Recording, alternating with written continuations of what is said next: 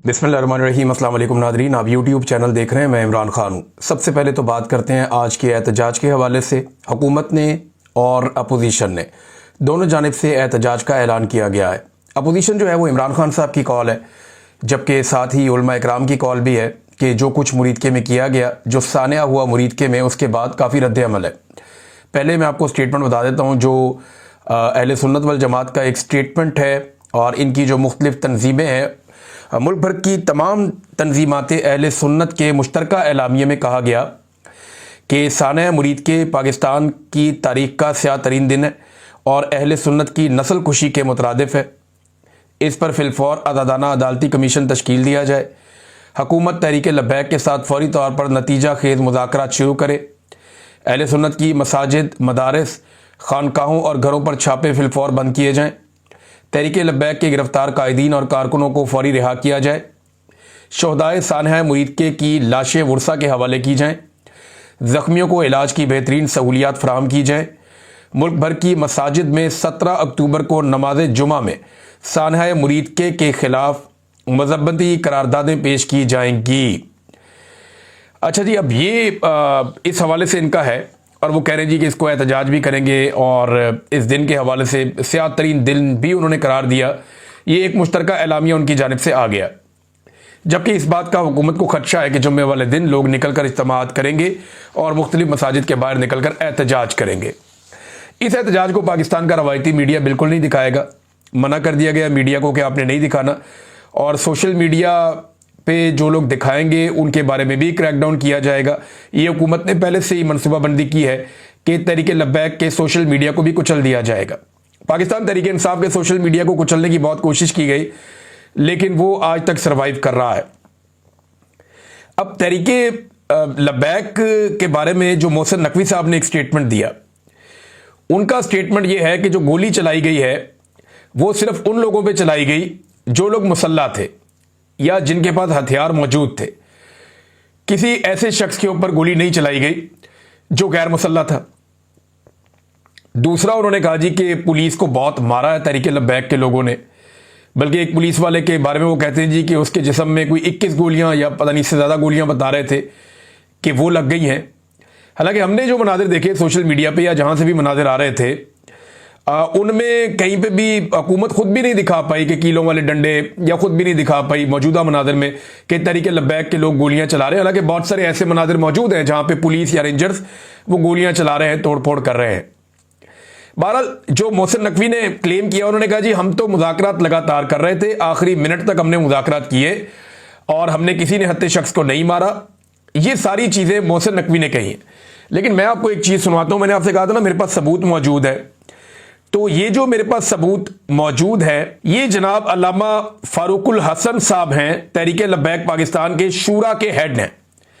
तो ये जो अल्लामा फारूकुल हसन साहब हैं, इन्होंने मुझे एक पैगाम भेजा, एक ऑडियो, क्योंकि उस वक्त तहरीक लब्बैक के ऊपर क्रैकडाउन का आगाज हो चुका था जब इन्होंने मुझे ये ऑडियो मैसेज भेजा था। और इसके बाद जो रात आई और जो दिन का टाइम हुआ तो बहुत तबाही फैली उसके बाद। लेकिन ये उन्होंने मुझे उस वक्त मैसेज भेजा जब घेरा पड़ गया था और गोली चलना शुरू हो गई थी और अटैक शुरू हो गया था। उस वक्त इन्होंने मुझे ये पैगाम भेजा। इसकी बैकग्राउंड में आप स्टेज के ऊपर से आवाज़ें सुन सकते हैं। तो ये कह रहे थे सिग्नल बहुत कम आ रहे हैं। मैंने कहा जी आप मुझे फिर ऑडियो मैसेज कर दें। तो इन्होंने ऑडियो पैगाम के जरिए से मुझे बताया कि उस वक्त वहां क्या चल रहा था और मुज़ाकरात के बारे में जो मोहसिन नकवी साहब का दावा है उस बारे में ये उस वक्त क्या कह रहे थे जिस वक्त वो धरना अपने आखिरी मराहिल में था और जब वो मुरीदके में रुका हुआ था जिस जगह पे बाद में कत्लेआम हुआ, जहां पे वो पूरा सानिया हुआ। अब ये पैगाम सुनवाने का वक्त आ गया। इसका एक हिस्सा मैं आपको सुनाता हूं। अभी कुछ चीजें और है मेरे पास, वो मैं आपको बाद में बताऊंगा।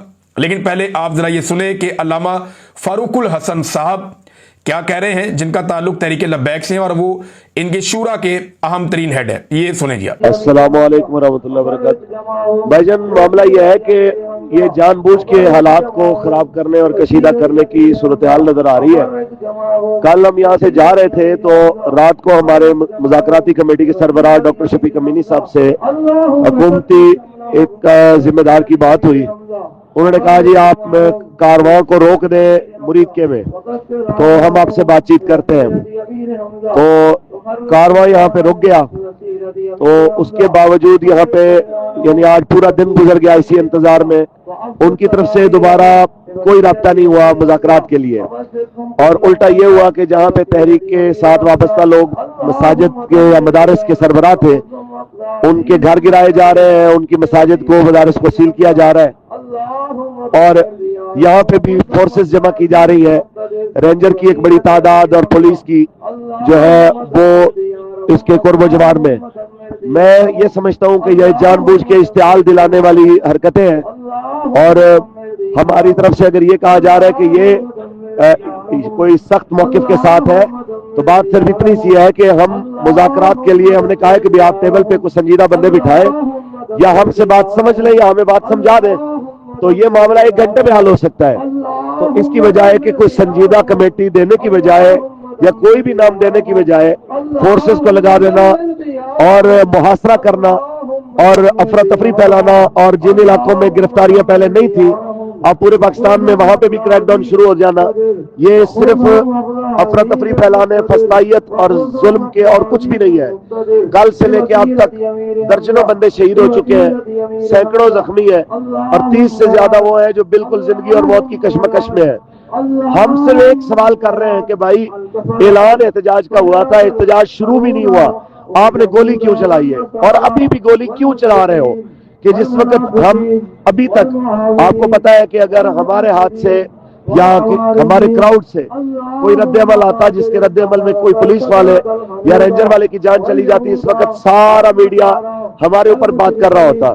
लेकिन अब तक किसी एक भी सिक्योरिटी फोर्सेस के जवान का जान बाक ना होना और सिर्फ हमारी लाशों का गिरना, ये इस चीज की अलामत है कि हमसे बड़ा पुरअमन कोई नहीं है। लेकिन यहाँ पे सूरत हाल ऐसी है कि दुनिया के सामने ये पता नहीं क्या साबित करना चाह रहे हैं। लेकिन मैं इस मौके पे कहूंगा, आप तमाम साथी जितने भी सहाफी हजरात हैं, आप इस मामले में हमारी आवाज को लोगों तक पहुंचाएं। अच्छा जी, ये आप सुन रहे थे अल्लामा फारूकुल हसन साहब को, जो शुरा के हेड हैं, और इनका इसी नाम से मेरे पास मोबाइल नंबर सेव है। मैं कोई इनसे पहले राब्ते में नहीं था, मुझे इनके लोगों ने राब्ता करवाया था कि लब्बैक के जो पार्टी के मुख्तलिफ लोग हैं, कोई एक जर्नलिस्ट हैं वो भी बीच में थे, मैं उनका नाम नहीं लूँगा because he is in Pakistan, उनके भी मेरे पास मैसेजेस हैं। अब ये जब क्रैकडाउन शुरू हुआ, ये उस वक्त की इनकी बात है। अब उसमें ये कहते हैं कि दर्जनों लोग शहीद हो गए, वो कहते हैं 30 के करीब ऐसे जख्मी पड़े हुए हैं जो ज़िंदगी और मौत की कशमकश में, और पीछे इनको स्टेज के ऊपर से लगातार वो आवाज़ें आ रही हैं, लोग अल्लाह रब्बुल इज़्ज़त का नाम ले रहे हैं। अब ये जो माहौल था, ये बड़ा टेंस माहौल था जिसमें इन्होंने मुझे ये मैसेज किया, और उस वक्त ये कह रहे थे कि हम मुज़ाकरात करना चाहते हैं। मेरे साथ इनकी पहले बात हो रही थी, वो ऑडियो बार बार कट रही थी, बात हो नहीं पा रही थी, तो मैंने इन्हें कहा कि आप मुझे ऑडियो मैसेज भेज दें क्योंकि आपके पास सिग्नल नहीं है। तो फिर इन्होंने मुझे ये 2-3 ऑडियो मैसेजेस भेजे, वो मेरे पास महफूज हैं। अभी और चीज़ें भी हैं, वक्त आएगा मैं आपको बताऊंगा। मैंने आपसे कहा था ना कि मैं आपको तब बताऊंगा जब हुकूमत कोई दावा करेगी। तो मोहसिन नकवी साहब ने दावा किया कि जनाब हमारे तो आखिरी वक्त तक मुज़ाकरात चल रहे थे और हमने बड़ी कोशिश की 2-3 दिन मुज़ाकरात करने की, लेकिन मुज़ाकरात नहीं किए गए। ये एक झूठ है और मैंने आपको इसका पहला सबूत दिया है। इसके अलावा और बहुत सारे सबूत हैं। जो लोग स्टेज पे मौजूद थे वो बार बार ये कह रहे थे। शाहिद खकान अब्बासी साहब ने कहा जी हकायक छुपाए गए हैं, बहुत सारे लोग शहीद हुए हैं, मैयतें उन्हें वापस नहीं मिल रही। उन्होंने अपने इलाके के अपने करीबी एक बंदे के बारे में भी बताया कि जनाब अब हलफनामे मांगे जा रहे हैं, गारंटियां मांगी जा रही हैं कि कोई कानूनी कार्रवाई नहीं की जाएगी, अगर आपको लाश दफनाने के लिए वापस देंगे तो लोगों के लिए लाशें वापस लेना एक मसला बना हुआ है। दूसरी जानिब तहरीक लब्बैक के कुछ 3400 कारकुनान गिरफ्तार कर दिए गए। अच्छा, एक सवाल पूछा जाता है, बार बार किया जाता है कि जनाब जब फलस्तीन के अंदर अमन आ रहा है तो फिर आप एहतजाज क्यों कर रहे हैं? भाई ये एहतजाज तो दुनिया के कई और मुल्कों में भी हो रहा है। जालिम के खिलाफ एहतजाज तो आप किसी वक्त भी कर सकते हैं, ये बाकी मुल्कों में लोग कहते हैं। बरतानिया में इस अमन मुआहदे के बाद भी एहतजाज हुआ, यूरोप में भी हुआ, और तहरीक लब्बैक के एहतजाज के ऊपर जब गोलियां चल रही थी तो साउथ अफ्रीका में भी एहतजाज हो रहा था। तो इससे क्या फर्क पड़ता है कि कोई आदमी कब एहतजाज करता है? जुल्म के खिलाफ आप किसी वक्त भी आवाज उठा सकते हैं। मसला यह है कि यह तहरीक लब्बैक बड़ी नेगेटिव पॉलिटिकल पार्टी रही है, मुझे पता है इनका। इन्होंने गालम गलोच का एक बाजार गर्म किया हुआ था, इनकी क्यादत मेंबर पे बैठ के गाली निकाल देती थी। वो सारी जगह चीजें अपनी जगह, इनको कानून के मुताबिक आपको निपटना चाहिए था। आज तक इनकी कोई चीज आपको बुरी नहीं लगी, सिर्फ ये इसराइल के खिलाफ बाहर निकला है तो आपको बुरा लग गया। और आपने इतना बड़ा ऑपरेशन कर दिया और इतनी ऐसी सूरत बना दी। अच्छा, बहुत सारे हमारे जो दोस्त हैं ना, जो लिबरल्स हैं, जो पाकिस्तान तरीके इंसाफ के ऊपर जो जुल्म और सितम हुआ उसके ऊपर भी बात कर लेते हैं, वो इस बारे में जो है ना वो मुख्तलिफ राय रखते हैं। वो कहते हैं जी इनको मारो, ठीक है, क्यों, ये इंसान नहीं है। वो ये कहते हैं जी इस फितने को कुचल दो, इसको ख़त्म कर दो। आपकी बात ठीक है, लेकिन अगर आप मावराए अदालत कत्ल करने की इजाज़त दे देंगे रियासत को, तो आज वो इन्हें मार रहे हैं। वो तो इसी तरह जस्टिफाई करते हैं कि बलूचिस्तान में जो कत्ल होते हैं मावराए अदालत वो भी ठीक है। वो तो ये भी कहते हैं जो पंजाब पुलिस कत्लेआम करती चली जा रही है, पुलिस मुकाबले हो रहे हैं, वो भी ठीक है। वो तो यही कहते हैं जिनको हम जबरी तौर पे लापता करते हैं या जिन्हें गुमशुदा करते हैं या जिन्हें ठिकाने लगा दिया जाता है, जिनकी मशकशुदा लाशें मिलती हैं, वो भी ठीक है। यानी अगर आपने इसी तरह से फितनों को कुचलना है तो फिर अदालतें बंद कर दीजिए, कानून और इंसाफ के तमाम दरवाजे बंद कर दीजिए। हर सोच को खत्म करने के लिए आप बंदूक नहीं उठा सकते, आपको लॉजिकली चीजें करनी पड़ती हैं। मुल्क के अंदर एक कानून होता है। मेरी तमाम लिबरल हजरात से गुजारिश है कि आपको इनसे बहुत गिले होंगे, बहुत शिकवे होंगे, मुझे भी है यार। आप लोगों को तो इन्होंने प्रैक्टिकली नहीं मारा, मेरे साथ तो हाथापाई हुई है। इसके बावजूद मैं ये कह रहा हूं कि किसी को घेर के चारों तरफ से गोलियां चलाना किसी किस्म का इंसाफ नहीं है। अदालत में चले जाएं, कानून के मुताबिक कर लें, बंदों को गिरफ्तार कर लें। अभी मसाजिद बंद की जा रही हैं, जगह जगह पे जो है वो ऐलानात किए जा रहे हैं। और मुझे ऐसा लगता है कि जो रिजवी बरादरान हैं उन्हें मंजरे आम पे लाने के लिए जुम्मा गुजरने का इंतजार किया जाएगा, क्योंकि जुम्मे के दिन जो है वो मजहबी सियासी जमातों का रिएक्शन बहुत ज्यादा आता है, वहां उनकी स्ट्रेंथ बहुत बढ़ जाती है। लिहाजा जुम्मा गुजरने का इंतजार किया जाएगा और जुम्मे के बाद आप कोई ना कोई डेवलपमेंट देखेंगे, मुझे तो ऐसा लग रहा है। रिजवी बरादरान के बारे में कभी इम्कान यह है, और मैं इस पर बिलीव इसलिए करता हूं कि मैंने ऐसा होते हुए देखा बार बार, कि वो पाकिस्तान की इंटेलिजेंस एजेंसियों की हिरासत में हो सकते हैं। बहुत मुमकिन है कि जो एजेंसियां कह रही हैं वो ठीक हो, लेकिन नहीं, मुझे ऐसा ही लगता है। क्योंकि देखिए, अगर वो किसी और जगह पे आते तो उनका कोई ना कोई पैगाम आ जाता, कोई ना कोई ऑडियो आ जाती, कोई ना कोई वीडियो आ जाती। वो अगर जख्मी हैं तो वो कहीं इलाज करवाते, या उनकी फैमिली की जानिब से या पार्टी की जानिब से कोई हिकमत अमली सामने आ जाती। ये ऐसे इश्तिहारियों की तरह छुप कर तो वो रह नहीं सकते। मैं अपने बारे में भी सोचता हूं कि क्या मैं ऐसे रह सकता हूं, तो मैं नहीं रह सकता। तो वो कैसे इस तरह इतना टाइम गुजार सकते हैं? एक पॉलिटिकल पार्टी तो बनी हुई है ना उनकी, चाहे आप उससे इख्तलाफ करें, उसके हेड हैं। ये मुमकिन नहीं है। मेरी दानिश में वो एजेंसियों के पास ही हैं, और जो ठीक वक्त आएगा उस ठीक वक्त पे एजेंसियां उन्हें कानून नाफिज करने वाले इदारों के हवाले करेंगी, और एक पूरा इसके लिए जो है वो शतरंज एक बिछाई जाएगी और उस तरीके से वो होगा। अब कुछ लोग इसको बहुत बड़ा जुल्म समझ रहे हैं और इसके खिलाफ आवाज उठा रहे हैं। इमरान खान साहब के खिलाफ पीका का मुकदमा करने का इन्होंने फैसला कर लिया, और आप रीजन सुनेंगे तो आप हैरान हो जाएंगे। यानी इमरान खान साहब ने एक स्टेटमेंट दिया, और उस स्टेटमेंट में इमरान खान साहब ने कहा कि ट्वीट थी ना उनकी कि मुरीद के वाक़े में सरकारी इतलात के मुताबिक 4 मुजाहिरीन जान से गए, जबकि मुतासरा फरीक के मुताबिक हकीकी तादाद 400 से 600 तक है। यही तो कह रहे हैं तरीके लब्बैक वाले या बाकी लोग। रेहान ग्राम जो है वो उसने तो ये कह दिया 1000 से जायद है, जबकि तरीके लब्बैक वाले कह रहे हैं कि तादाद सैकड़ों में है। समा टीवी ने जो प्रोग्राम किया, समा टीवी के प्रोग्राम के ऊपर जो तादाद बताई गई, वो जख्मियों की तादाद को 150 के करीब उन्होंने बता दी, और उन्होंने कहा जी लाशें भी और जख्मी जो है वो सैकड़ों में है। ये समा टीवी के ऊपर चला, वहां पीका नहीं लगा, वहां पे पीका ने कोई एक्शन नहीं लिया, और इमरान खान जिसने दोनों का मौक़िफ़ बयान किया उसके ऊपर पीका लगाने का फैसला कर लिया गया। How is it possible? कैसा मज़ाइका खेज मुकदमा है, सिर्फ टिकटॉकर्स की ख्वाहिश के ऊपर या उनके आकाओं की ख्वाहिश के ऊपर। यानी ये अजीबोगरीब निज़ाम चल रहा है। यहां लौंडियां हैं, गुलाम हैं, आका हैं। ये तो मुझे लगता है कि हम कोई कई 100 साल पीछे चले गए। पाकिस्तान के अंदर जमहूरियत नाम की चीज ही कोई नहीं है। ये मुकदमा जनाब हमारी ख्वाहिश है तो ये दर्ज कर दिया जाए इमरान खान के खिलाफ, ऐसे थोड़ी होता है। मौलाना फजलुर रहमान साहब एकदम गुस्से में हो गए नादरीन, और मौलाना फजलुर रहमान साहब ने जो स्टेटमेंट जारी किया वो मैं आपके सामने रखता हूं। फजलुर रहमान साहब ने अपने कारकुनों को कहा कि जनाब इस्लामाबाद जाने की तैयारी करें, और अब हम इस्लामाबाद जाएंगे। फजलुर रहमान साहब ने कहा कि आज किसी का माई का लाल जो है वो पाकिस्तान में इसराइल को तस्लीम करने की बात करने की जुर्रत नहीं कर सकता। फजलुर रहमान साहब एकदम गुस्से में आए और उन्होंने कहा जी कि पार्लियामेंट एस्टेब्लिशमेंट के घर की लौंडी है, अब ऐवान की नहीं मैदान की हैसियत है। ये मैदान जिंदा है तो हम जिंदा हैं, जाली ऐवान को ठोकर की नोक पर रखते हैं। ये जनाब फजलुर रहमान साहब कह रहे हैं। फजलुर रहमान साहब को हुआ क्या, गुस्से में क्यों आ गए? गौर कीजिए ज़रा थोड़ा सा। वो ये कहते हैं जी इलेक्शन का मैंडेट नहीं है, जाली हुकूमत है, मैं नहीं मानता, और ये इलेक्शन ही जाली था, धांधली ज़्यादा था, चोरी का मैंडेट कबूल नहीं है। इसी चोरी के मैंडेट के साथ मिलकर फजलुर रहमान साहब ने आईनी तरमीम करवाई है, 26वीं आईनी तरमीम, और इन्हीं के साथ मिलकर फजलुर रहमान साहब ने इमरान खान साहब की पहले हुकूमत गिराई और उसके बाद इमरान खान साहब का रास्ता बार बार रोका है।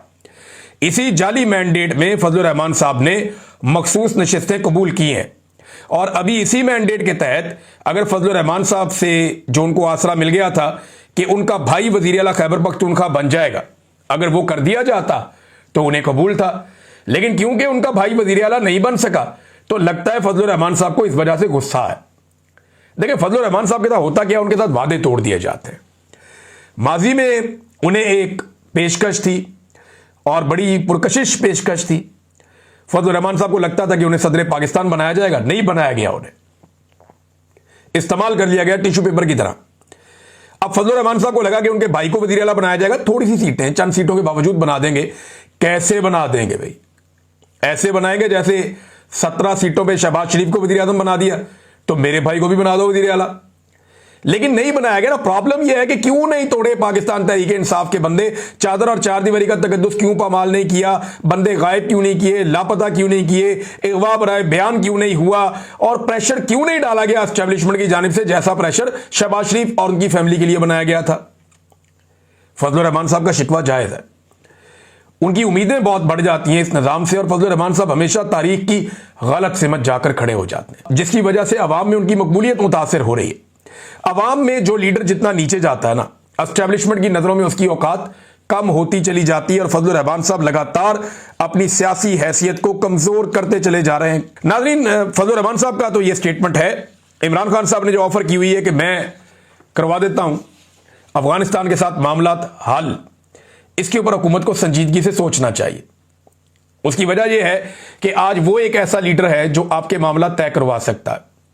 आपको अफगानिस्तान से जो इस वक्त हुकूमत है उससे नफरत हो या मोहब्बत हो, कोई फर्क ही नहीं पड़ता भाई, उनकी हुकूमत वहां पे है। सऊदी अरब में बादशाहत है, दुबई में बादशाहत है, कतर में, बाकी मुल्कों में बादशाहत है। अगर आपको वहां फर्क नहीं पड़ता तो अगर डिक्टेटरशिप वहां पे अफगानिस्तान में, तो उससे आपको क्या फर्क पड़ता है? वहां पे जो मर्जी निजाम रहे भाई। ये तो नहीं हो सकता ना कि एक जगह उसी चीज के ऊपर आप कहें ठीक है, दूसरी जगह आप कहें नहीं ठीक नहीं है।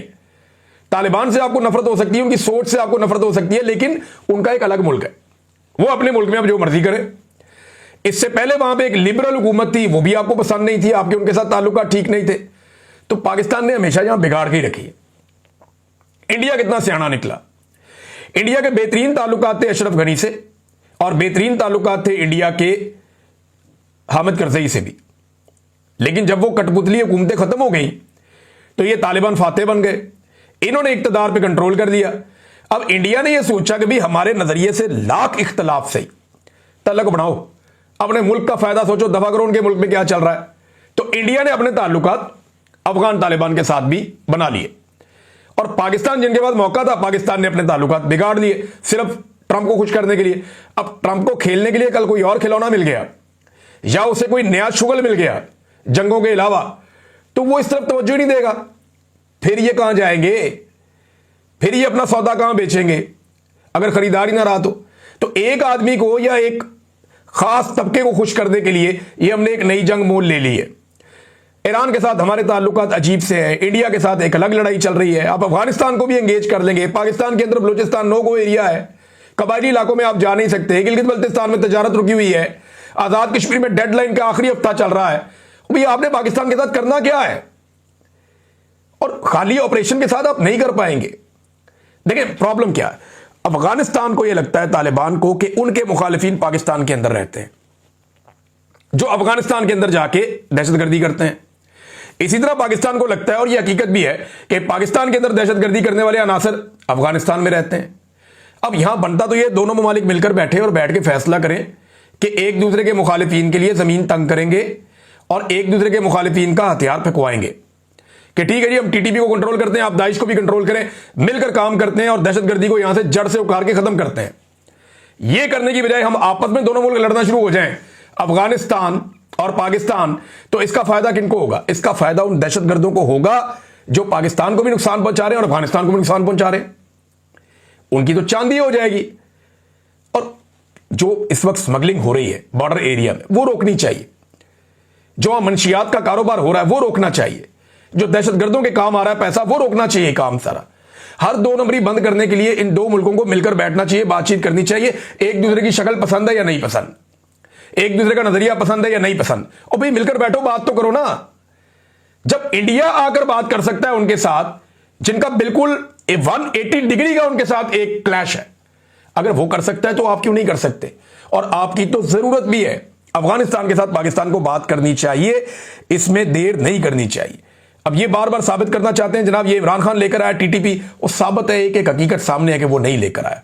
उन्होंने मना किया था, वो बार बार कहते रहे थे, हर चीज ऑन रिकॉर्ड पड़ी हुई है। अब राणा सनाउल्लाह कहते हैं जी वो आर्टिफिशियल इंटेलिजेंस है। आपके अपने बयानात हैं, आपकी अपनी प्रेस कॉन्फ्रेंस है, आपकी अपनी आर्काइव में पड़ी हुई है, आपका अपना ट्वीट है, आपकी अपनी आर्काइव में पड़ा हुआ है। सारी दुनिया जानती है कि अब आप झूठ बोल रहे हैं।